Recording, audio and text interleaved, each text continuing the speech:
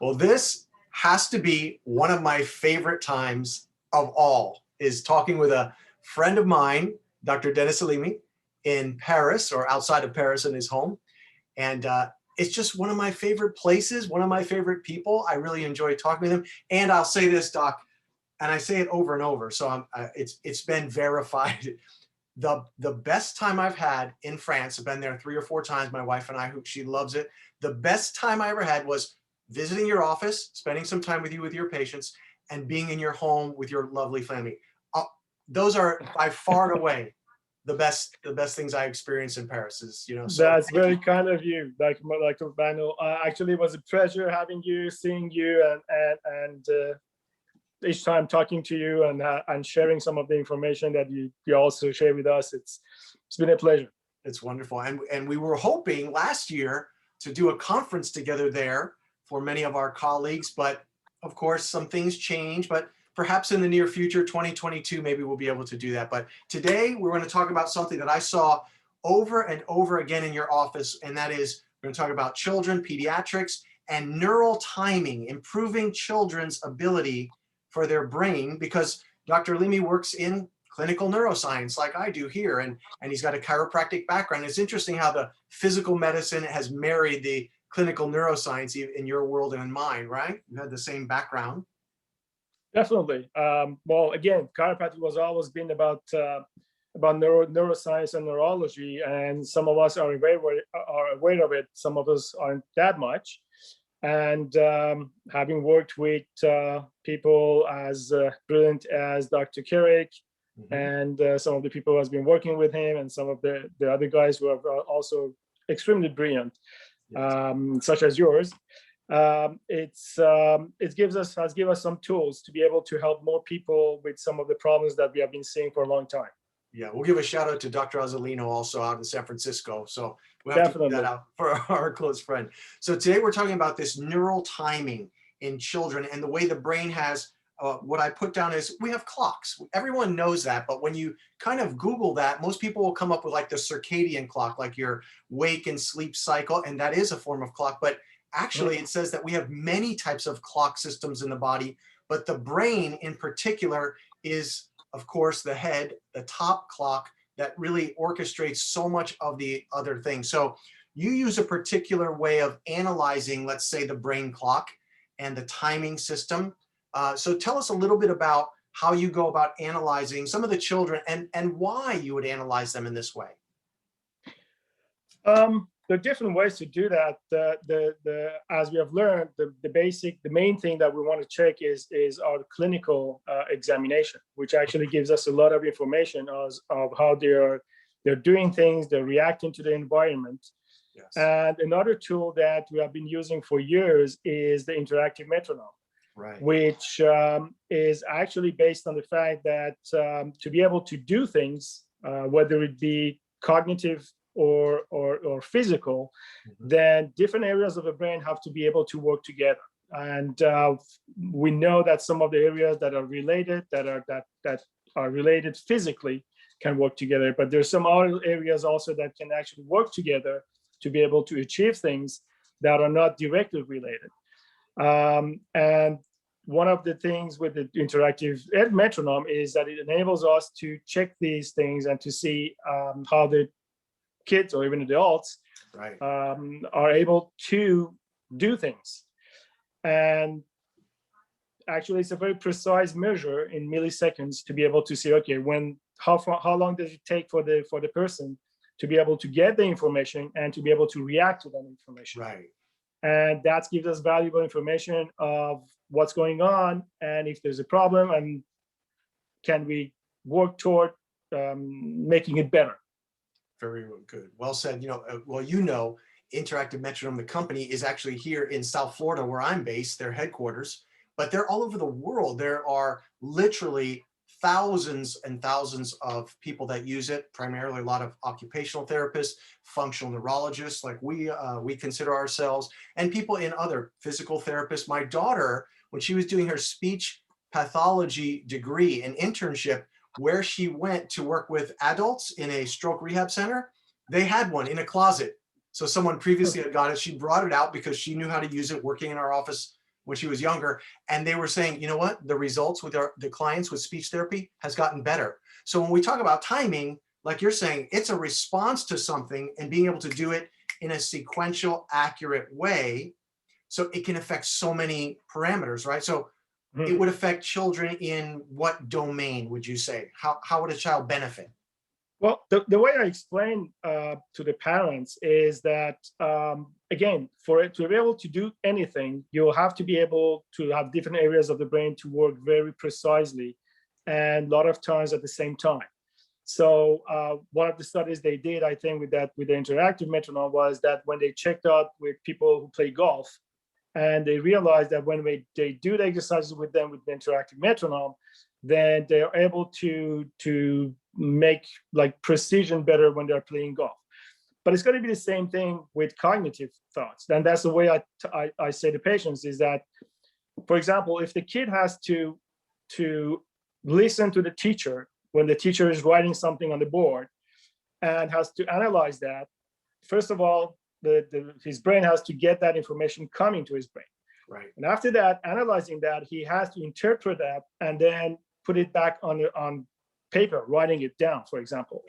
So if there's a big gap between when they start getting that information and when they start reacting to that and understanding it and writing this on paper, they lose a lot of time. And the teacher is most probably going to something else, going to the next sentence, and they're still at the beginning of that first sentence because they haven't implemented that and put that on the paper. And that gap is when they start losing the track, and the teacher and the rest of the class is going towards something else. They're still stuck in the beginning. They get lost, and that's when they start to do other things. And that's one of the parts of the things that can play when they're having problems with attention deficit. Yes. And they're labeled as being someone slow, that they're not following at the same rhythm and the same.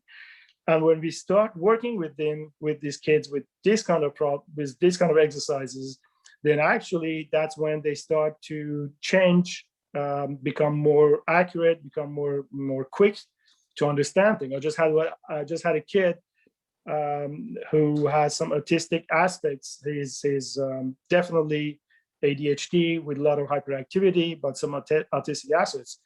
And we were talking about it yesterday with the mother, who was saying, yeah, actually what the teacher has been saying is that he's much quicker to understand things now.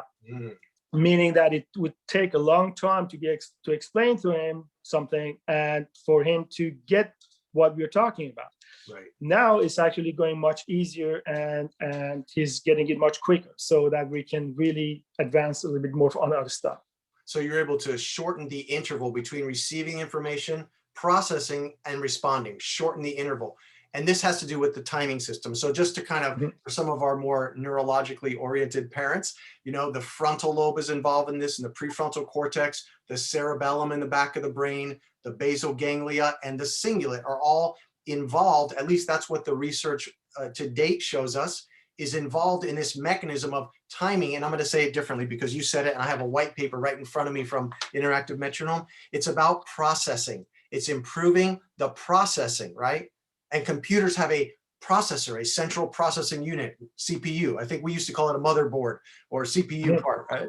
So if we improve the processing in the brain, all processes should improve, whether it's motor processes, speech, movement, right? Thoughts also. So now we have thought, cognitive, like you're saying, abilities to interact in a more successful way in their environment, especially with the kids' attention, learning. So it's all about efficiency and processing and learning. So doctor, what else would you say? I know that you just told us that one case. So you said autism spectrum or autism spectrum disorders. You work with those children as well with this and other therapeutic modalities, but this one is kind of the one we're highlighting. So tell me something else about how you use it with an adult and found the same type of improvement with processing.